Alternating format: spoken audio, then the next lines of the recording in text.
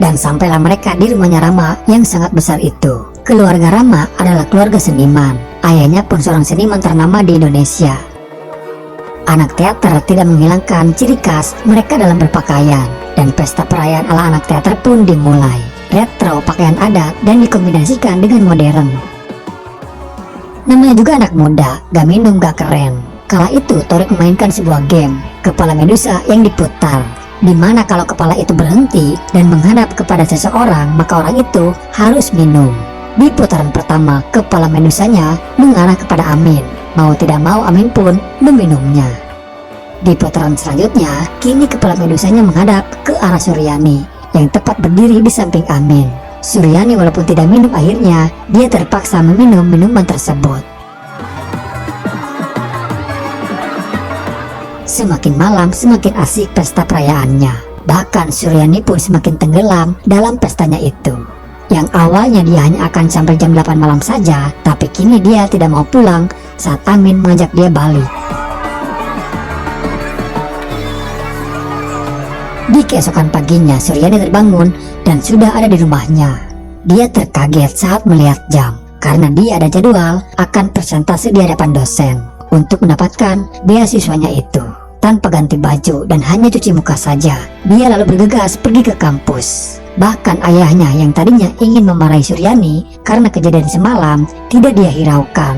Yang ada dalam pikiran Suryani hanyalah persentase beasiswanya saja.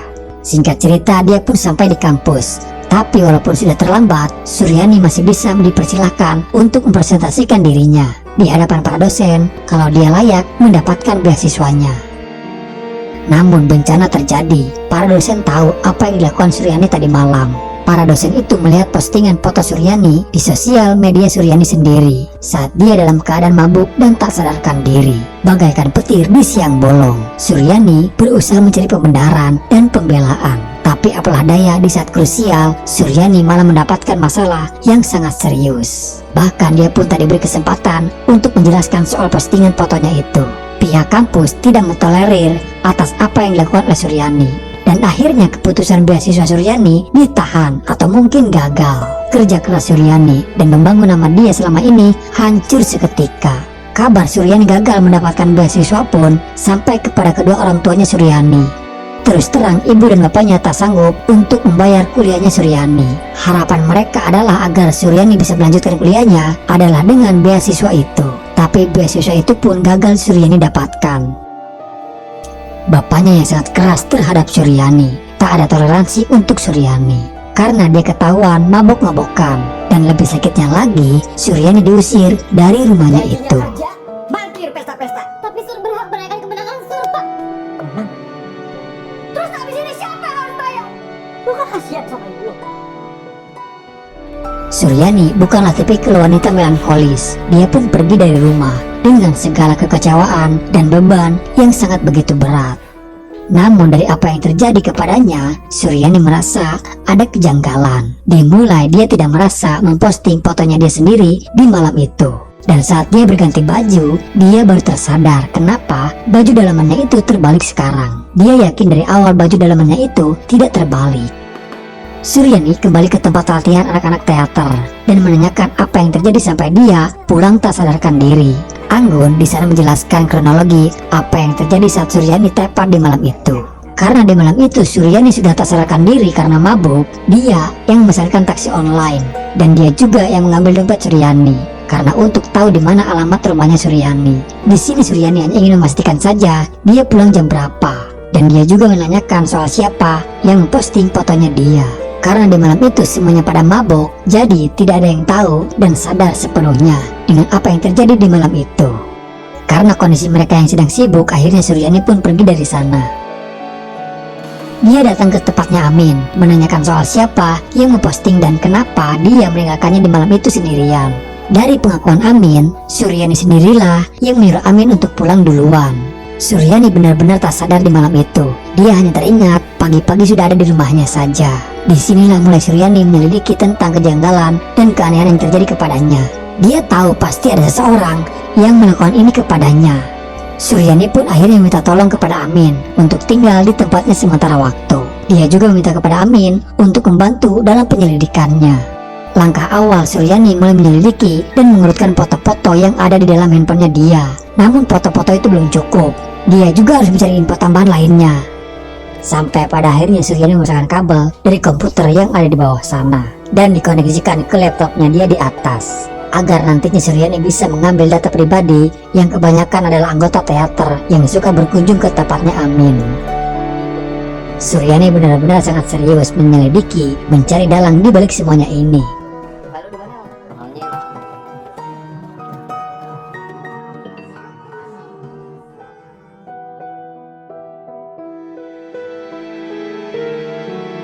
Bahkan dia datang bersama Anggun ke tempat perusahaan taksi online tersebut demi untuk mencari info tambahan lainnya.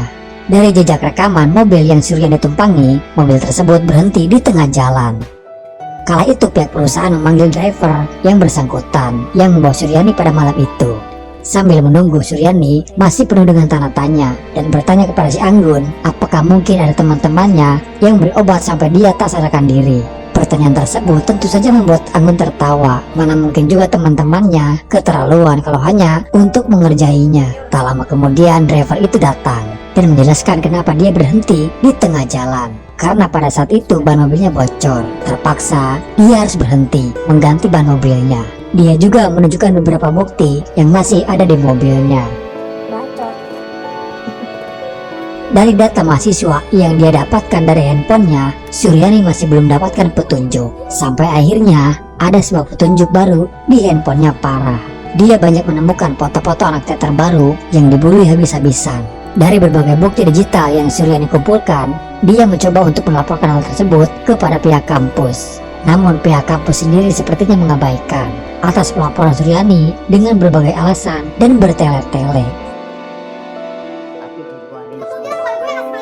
Gak mungkin itu foto ini saya total dan lu tim dokumentasi total lu ingat gak? Udah gue bilang gue bangsat.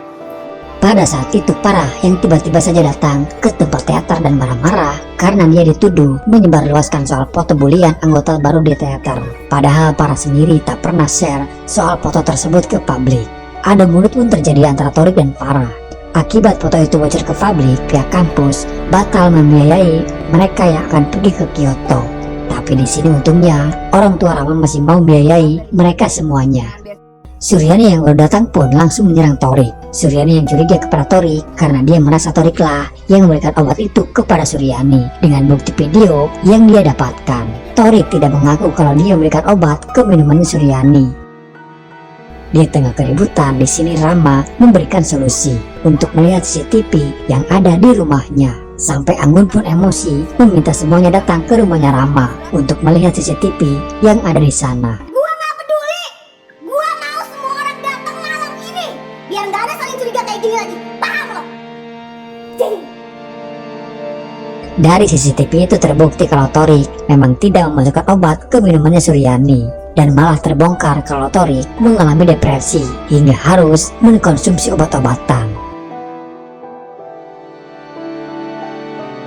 Pecah sudah Erik mengeluarkan semua unek-uneknya di depan anak-anak teater. ntar yang komplain ada yang kurang latihan. Komplainnya ke siapa? Ke gue kan? Dari gini, dari gitu, tai lah. Keluarga emang fiktif tuh kayak konsep keluarga. Rik. Beren. Dan saat di kursi itu juga malah Suryani sendiri yang melakukan selfie-nya. Tentu dengan rekaman tersebut membuat Suryani sangat malu karena menuduh kepada orang lain. Tapi dari bukti yang ada malah dia sendiri yang melakukannya.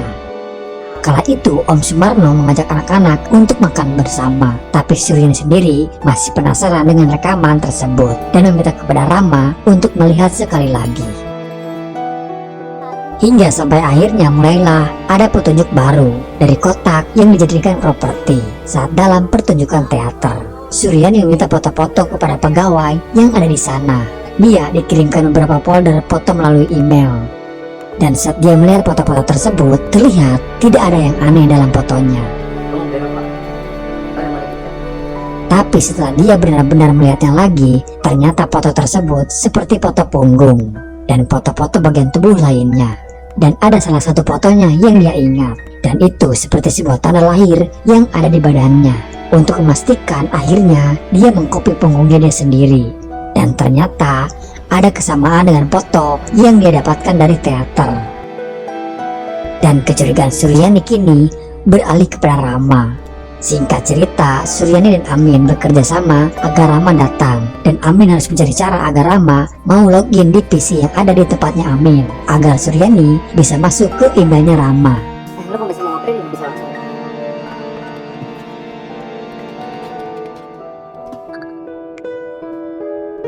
Tapi saat dalam proses, sepertinya Rama tahu kalau ada dua device yang mencoba untuk masuk. Dirasa gagal, Suryani akhirnya memutuskan aliran listriknya. Namun di saat itu Suryani mendengar perbincangan Rama dengan Amin soal cupang laci bawah. Suryani yang curiga terhadap Amin, ada apa laci di bawah cupang itu? Berapa laci itu? Dan saat itu dia melihat ada sebuah harddisk. Dan ternyata Amin sendiri mencuri data-data mahasiswa di kampus melalui handphone yang disambungkan ke PC yang ada di bawah. Metodenya sama persis apa yang Suryani lakukan, dan Amin menjualnya data-data tersebut kepada Rama.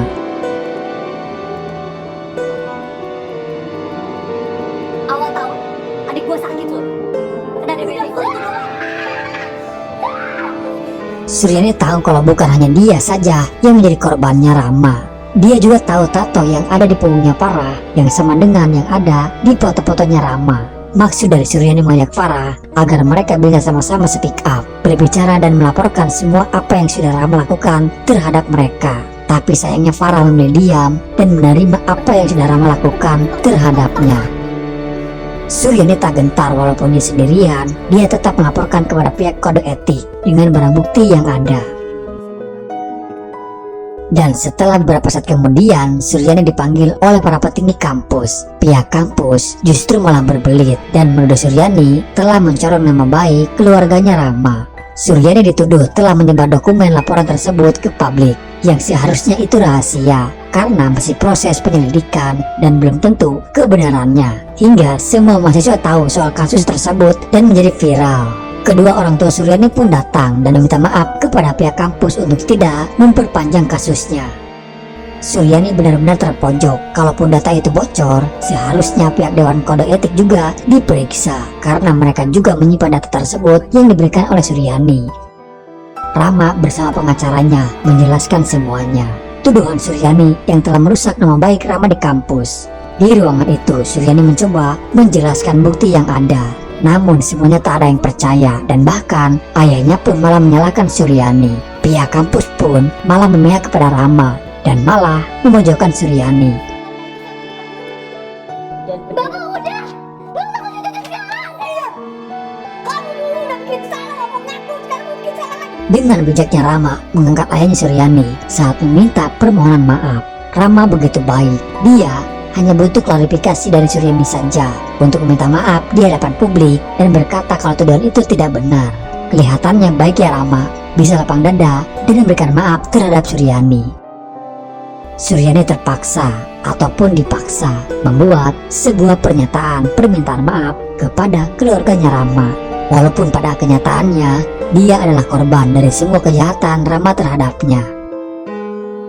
Saya Suryani menyatakan permintaan maaf pada Rama Sumarno karena telah melakukan tuduhan yang tidak benar adanya. Ibunya membawa Suryani ke rumah teman dekatnya untuk Suryani tinggal sementara waktu di sana. Itu tanda lahir di punggung lu.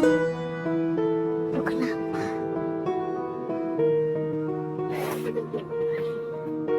Walaupun Suryani kalah dengan kekuasaannya Rama di kampus, dia tak lantas menyerah begitu saja. Kala itu Farah datang setelah dia melihat video klarifikasi Suryani, dan akhirnya dia mengaku soal tato yang ada di foto itu. Dan tak hanya dia saja, ternyata Thorik juga ikut buka suara kalau selama ini dia dulunya adalah korban bulian dari Rama. Dari sinilah semuanya terbongkar jejak yang terjadi kepada Suryani pada malam itu, sama persis dengan yang dialami oleh Farah. Rama bekerja sama dengan supir taksi online, dan itu semua sudah Rama rencanakan dari awal. Dimulai taksi online itu mangkal dan tempat berhentian saat Rama memulai aksinya di dalam mobil taksi online itu. Akhirnya mereka bertiga membuat sebuah rencana untuk bisa menjebak driver taksi online-nya dan mencari bukti dari driver tersebut. Thorik yang berpura-pura mengirimkan barang kepada rumahnya si driver, Dan di saat itu juga dia mencari alasan agar driver itu bisa mengantarkannya. Sementara Suryani dan Farah membuat ban mobilnya itu bocor saat dalam perjalanan.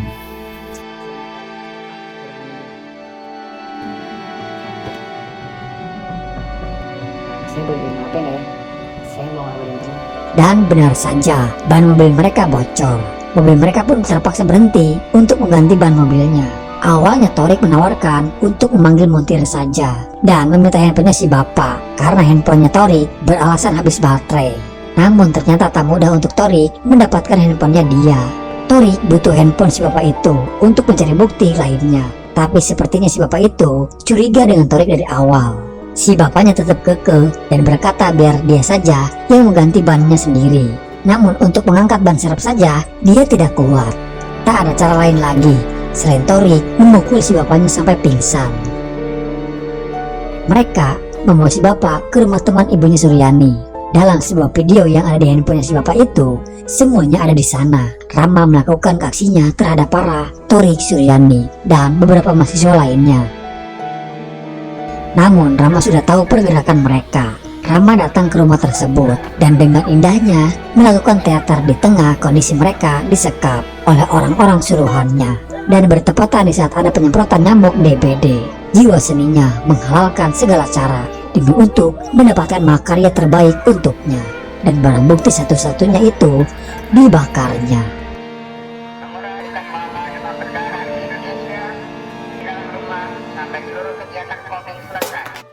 Dan pupuslah sudah harapan Suryani, Torik, dan juga Farah untuk menuntut Rama ke penjara.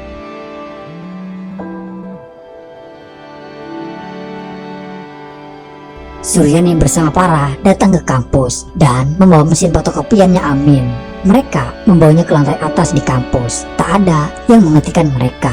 Dengan barang bukti apa adanya, mereka hanya bisa berharap keadilan itu datang. Mereka membuat selebaran bukti-bukti itu lalu dikopi sebanyak mungkin dan disebar di seluruh kampus. Ternyata mereka yang menjadi korban dan bahkan reaksi para mahasiswa di sana turut membantu dan berani membuka suara mereka dalam menuntut keadilan. Mereka yang tertindas dan tidak berani untuk berbicara karena takut, tapi Suryani di sini punya keberanian untuk speak up, walaupun pada kenyataannya tidak mudah baginya melawan kekuasaan, di mana yang salah menjadi benar dan yang benar tak pernah didengarkan.